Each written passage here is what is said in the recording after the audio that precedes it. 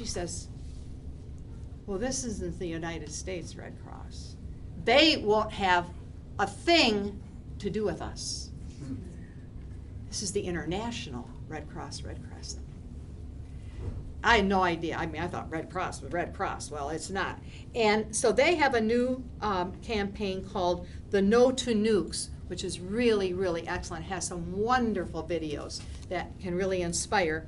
And then we have the government contracts, which I didn't put down. It's governmentcontracts1.com. If you want to know who in your city, who in your state has government contracts, where they are, where the money's going. I didn't put that down because it's really complex and, you know, but anyway, you can go, you can find it, this governmentcontracts.1. So you need to get your name on these websites, or you need to check these websites to keep updated and keep information going. Now, flip your paper back over there, and the next thing you see is listen to the stories. And what I'm passing out now is a gift to us from Terry. What you are receiving is what I call Pope Francis's holy card. Because Pope Francis wanted to know how do you get people involved in this issue when it's so esoteric, it's so out there. You know, we can see with the immigration, the father and his little son, and you know, the death that's there. Well, do we need to have another nuclear weapons explode before we can, you know, enter in and say this is really serious, we need to do something? So Pope Francis is so concerned that we're going to use a nuclear weapon.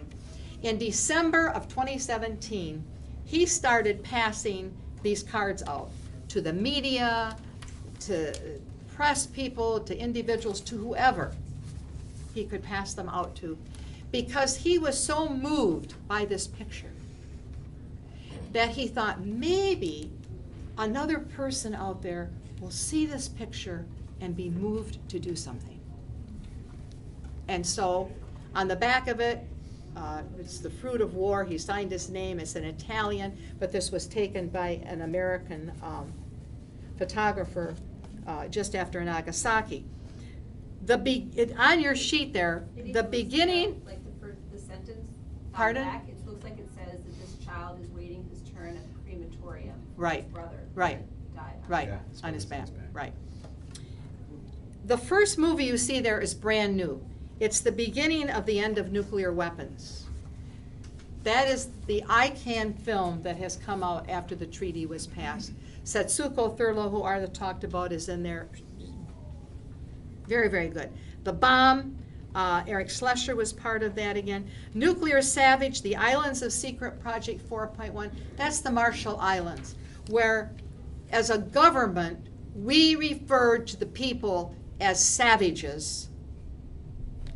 And when Ardeth mentioned the Marshallese were at the United Nations, yes, and they are still suffering the effects of the Atoll Islands and the bombing that was done.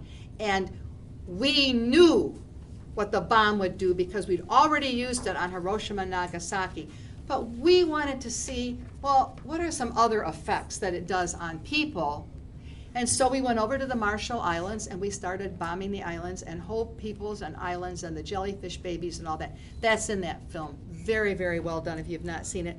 Scarred Lands and Wounded Lives is the connection between the environment that we have and war. And I'm going to pass these. I'll just pass these around. You can look at them. The Women's International League for Peace and Freedom has a new flyer that they have put out called Climate Justice, Women and Peace. And it's climate change and it's militarism as it relates specifically to women. And in the treaty, there is a section that deals with women, because women are, the effects of radiation on women are greater than they are on men.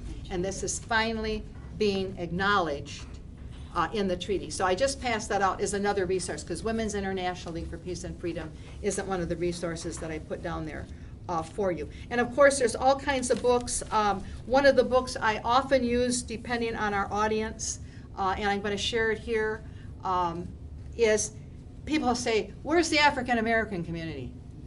Black people aren't involved in this. We heard a speaker called Vincent Intande, who's excellent.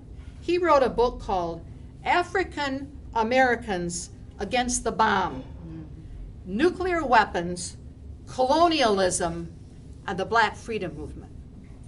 The black community was involved in this way before probably a lot of white folks were involved in this issue. And so he decided to gather that history, because even the African community does not know that story, and has written this book on African Americans Against the Bomb. So there's all kinds of books out there that people can read and get part of.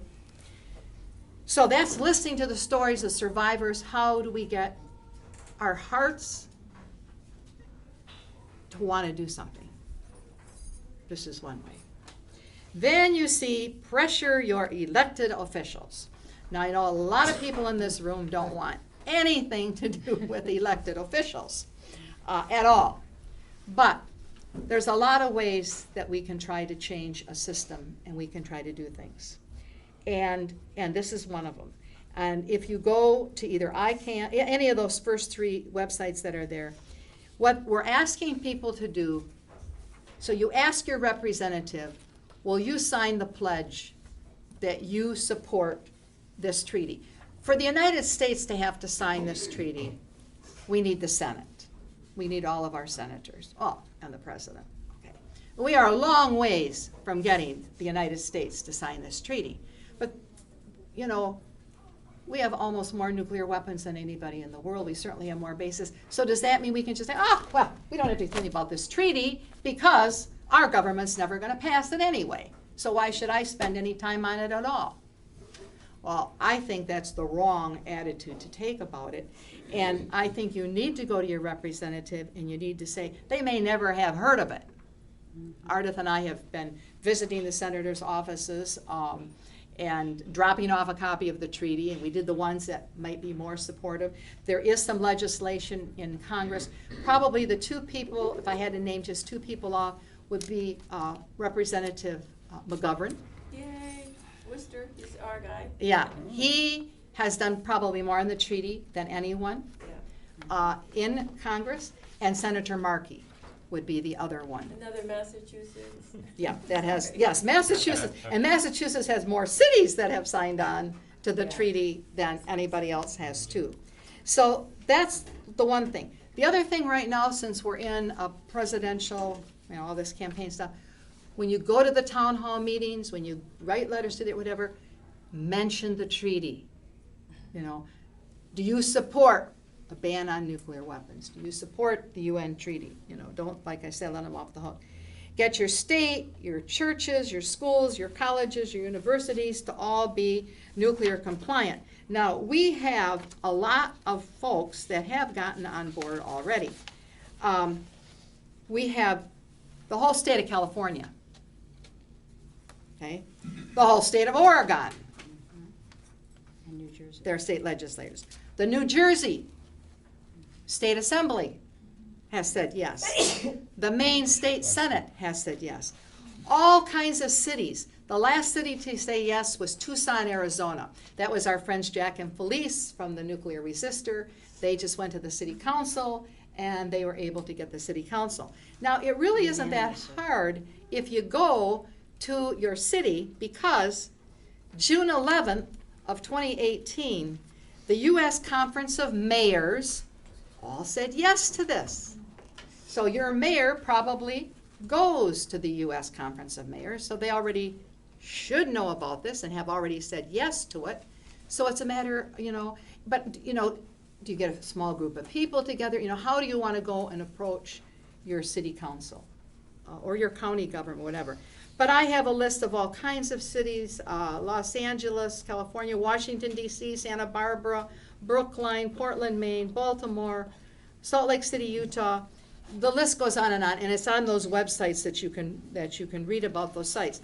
I feel badly because Ardeth and I spoke at the Pax Christi meeting in Michigan in April, the statewide conference in Detroit, and we don't have one city in Michigan yet that has said yes to this. And people say, well, if you and Ardeth were here, we'd have 25 cities. Well, yeah, Ardeth and I aren't there, but you are. And you need to get to your city council and do something. So we're going back to Michigan this September. So we're hoping that maybe the city we're going to be speaking, and they might decide to get on board and be part of that. In terms of churches, the first church, remember back in the 80s during the freeze, we had all the churches taking the stands. Catholics took a big stand, the Methodists. Well, the first church to come on board with this was the General Assembly of the Presbyterian Church. The president's faith. Yeah, the President's faith, yeah, Presbyterian. The National Synod of the United Church of Christ, the United Methodist General Board of Church and Society, and the Unitarian Universalist Association, in terms of more major denominations, have said yes. Now, do we have some Catholics? Well, yeah, Pax Christi groups, have said yes. But we don't have the United States Catholic Conference of Bishops, who have said yes. And when I say you have to decide how you want to spend your time, that's because, personally, I'm not going to spend too much time with the U.S. Catholic Conference of Bishops, but I know there are people out here who would and want to. So, like I say, we don't have them yet. Maybe get your local parish, to say yes to it. In schools, universities, whatever. And all the little blurbs are on these websites that make it real easy for you to participate in all of that. Has your newspaper done anything on it? Have they done any kind of an article on this treaty? And especially in cities where something has been done about it. Maybe you need some kind of a forum or something like that. There is legislation in Congress. I'm not going to go through the bills that are there right now. McGovern introduced one of them, which is House Resolution 302, which is the back from the brink first. There's legislation for no first use, restricting first use. That kind of stuff is in the Congress right now that most people, probably don't even know about at this point. All right, so leaving our legislators here for a minute and moving down, and like I say, we'll open it up for questions and answers. The next really big thing, so you got the political and all kinds of ways you can participate in that. And Massachusetts might be a state that could follow Oregon and California because you got so many cities that have already done something here. So you got that electoral scene there, both national, local, churches, schools. Then you've got participate and don't bank on the bomb. Now, those of you that get OREPA, which is our friends out in Tennessee, Ralph did a wonderful article called, in their last newsletter, "Are You Investing in Bombs?" And he says, take out your wallets. What have you got in your wallet? You got a credit card? Do you do your banking at Bank of America, Wells Fargo? You're participating in this. Don't bank on the bomb started in Europe. And it was a project of Pax and the Interfaith Peace Council, Pax Christi Netherlands and the Interfaith Peace Council, and they merged in 2006. Since 2013, every year they publish a report that shows how much money is divested. This goes back to the South Africa apartheid days. Remember when we had all the cities divesting, not investing money in South Africa? This is the same idea. We're seeing it with climate change stuff as well. Okay, so it's happening because money speaks. And where is your money? Now, sadly to say, the only bank we really have in the United States, credit unions are good, okay? And most of us in this room don't have all the rich money that they're gonna care if we took our money out. But that's Amalgamated Bank in DC and in New York. And the group that I know in the United States who is most organizing is Divest New York. There's a group of people in New York City that are doing marvelous things. I mean, they have little resource cards, they have everything. And they are going to the city and trying to get them to divest the pension fund. from these groups. Australia has unions. Because that's where there's a lot of money. If you're a teacher, where is your teachers union putting their money? Okay, so we need to look into that whole piece of it. So you got amalgamated. The other one, if you have money, is green century funds. Okay, if you got lots of money you want to invest in. And then the bank that they're working on, it's like from Wisconsin down, it's called Paribas Bank of the West. In this country, it's called Bank of the West. It's Paribas. It's a French bank, okay? They have a public statement regarding climate change. They don't have one regarding nuclear weapons. So what do we want you to do? We want you to go to your bank, write them a letter, or call them and say, do you invest in nuclear weapons? Do you invest in these companies? And the website has all the corporations, all the banks, everything listed. You know, we want a public statement that you're going to divest. You're going to take your money out of these corporations. So that's another place where a lot of people are putting their time and energy is, and Code Pink also has a divestment campaign. Their divestment campaign is not just nuclear, which don't bank on the bomb as nuclear. Their campaign is also war and military, conventional things as well in their divestment campaign that's going on. Another piece on your sheet there is the Peace Crane Project. I think this is great, I always say, for schools, for children, a way to get little kids involved, as well as seniors who might not be able to go on. And this, as it tells you here, is that, all remember Sadako and the 1,000 Cranes, and you send you make all the cranes, there's peace. Well, what you do here is you make 1,000 cranes, and they show you online how to hang them and all this sort of thing. Deliver them to your senator's office. Have the kids, or a group of the kids, make a media event with it. Deliver the 1,000 cranes. And we can tell you, there are some that have received them, and we've seen them in some of the other countries when we've been at the United Nations, if we've been in their, Their mission. Their mission. Austria, for example, we walked in and they had theirs, and they have ratified. And it really, it means a lot. They're beautiful, they're big, and they hang them usually in a corner that's there. So the Peace Crane Project, I think, is a way that we can involve littler kids. Maybe if you have you teach religion at the church or something, get the little kids to be involved in that. But there's really something for everybody to be involved in this issue. And you can't do all of it. You can do some of it. And the group kind of needs to decide what direction. Or if you've got a large enough peace community, they go off in different directions. Some people are really interested in the whole money aspect. Okay, some are more interested in, the electoral process and what's there. But there's just lots of things that you can do. I want to open it up for questions, and before I do, I just want to. Okay, Ardeth wants to say some more, but I just want to close with one thing here. T.S. Eliot said, he wrote a poem, "Do I dare disturb the universe?" It was a question. Do I dare disturb the universe? And Madeleine Engel, who a lot of you know from A Wrinkle in Time, she said today, we are called to be universe disturbers. And that's what we are calling you to today. We are calling you to be a universe disturber.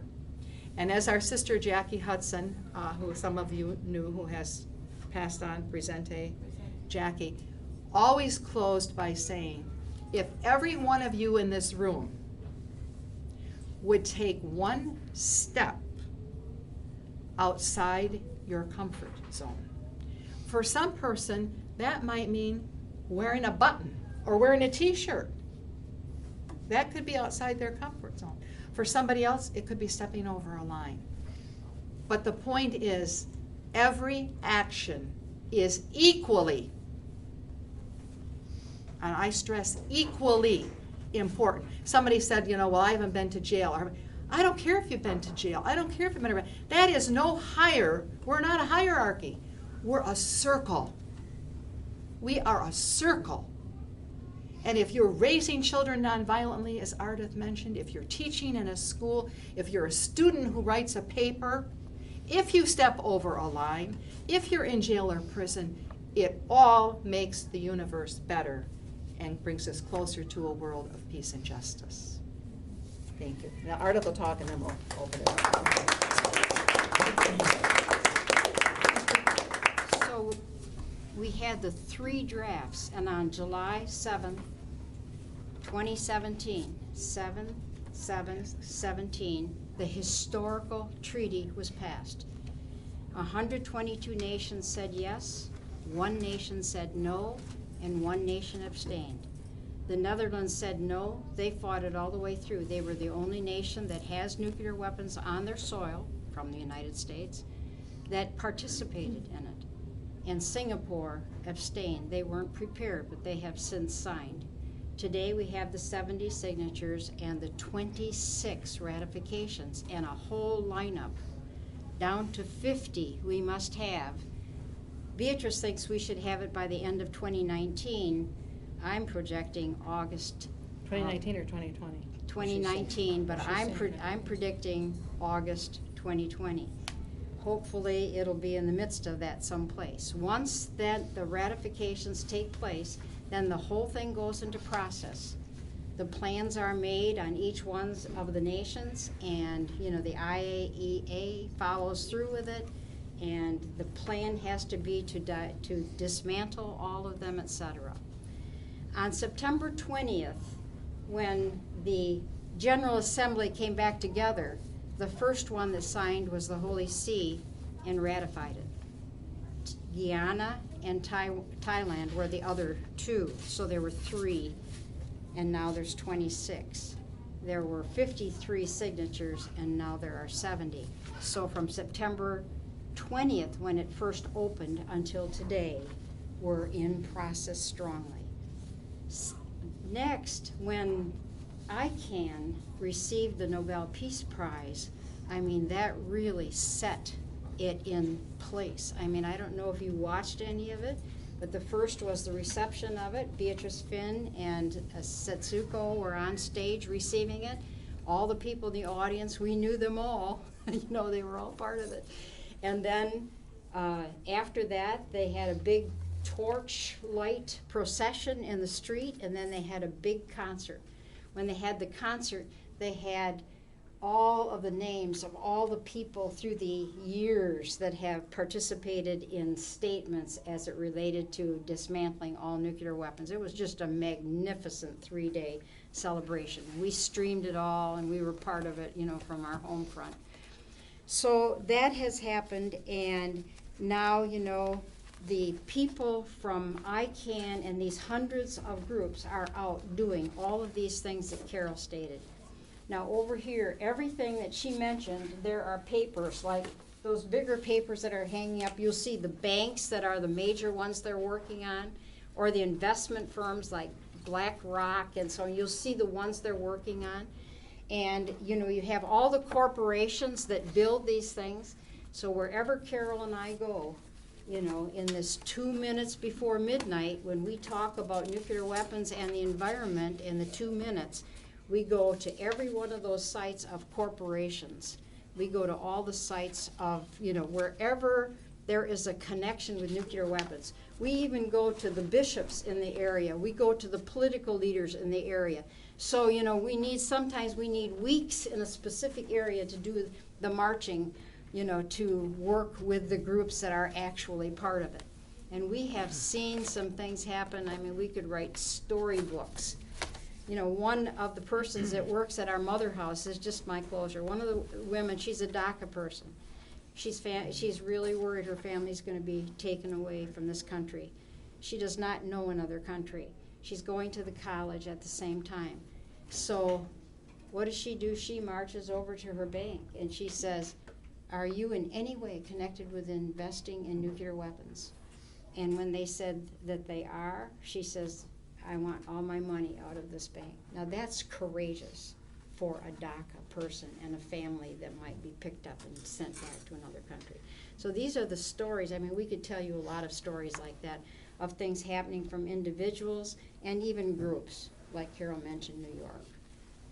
And Okay. I'm passing around, there's a card going around from Divest New York. If we keep things going and they don't stay on people's chairs, that would be nice. Yes, That's bring the all one. the papers Yeah, back keep around, like passing back that from the around. brink and But that's an example of the New York folks are doing. all those things are on chairs here too. So, we have about 20 minutes, and we would like to open it up for your questions, your comments, whatever you want to say, about this treaty. And Ardeth mentioned the young people that were at the UN from around the world in 2017 and have been part of it, which they really are. And one of the questions they asked was, where are the young people from the United States? Why aren't they here? And and I'm saying things like, oh, well, they have college loans to pay off, and they have this and that. And not that I agree with their answer, but a number of them said, no, that's not the reason. They still have it too good. You still have it too good in the United States. That's why they're not here. So when we speak at the college campuses, the one thing we get over and over, many times they're angry because it's like, how come we don't know this? Why don't we know all this stuff? Why are we in the dark over it? It's not that they're not interested. And the March for Our Lives folks, they really get the connection. I don't even like to use the term big guns and little guns, but believe me, these young people do understand what's going on. So, anyone who wants to start?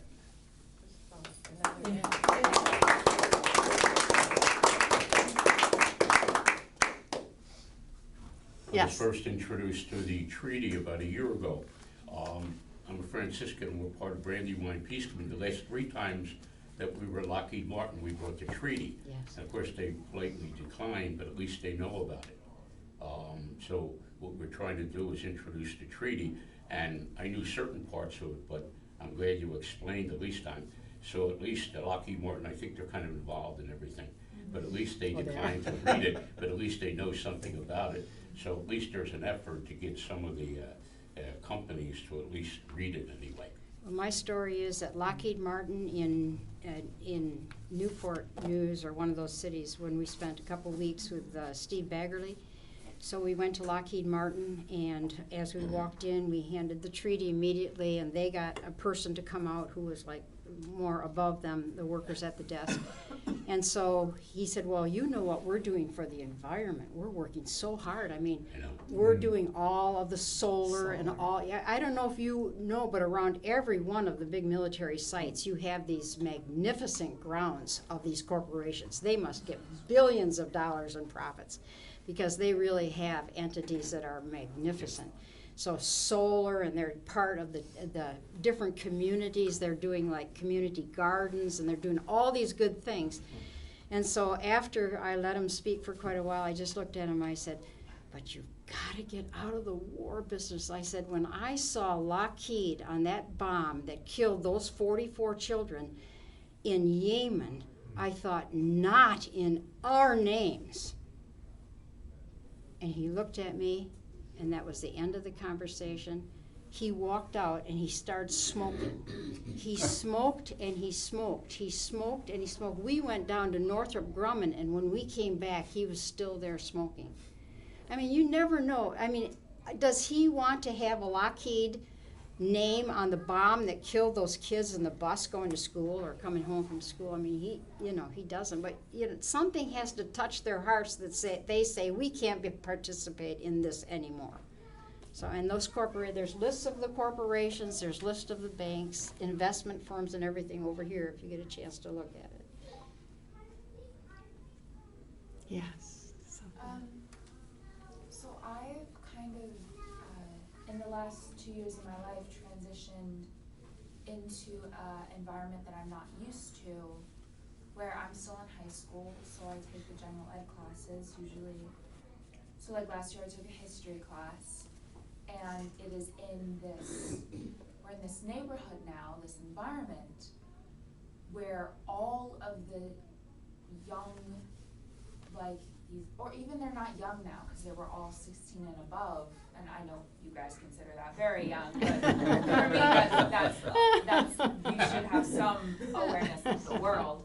Old enough to know some history. Yes, to have some, moral intelligence. And I feel like since I was raised in the peace community, I feel like I've always had like some larger awareness than even my other friends who hold like very liberal beliefs, and who, like, there was a lot of, like, I went to the March for Our Lives, my school was part of that, I've done some of the walkouts with my class, like that, but there's a new school now, and it's just absolutely a culture full of this unwavering, blind patriotism.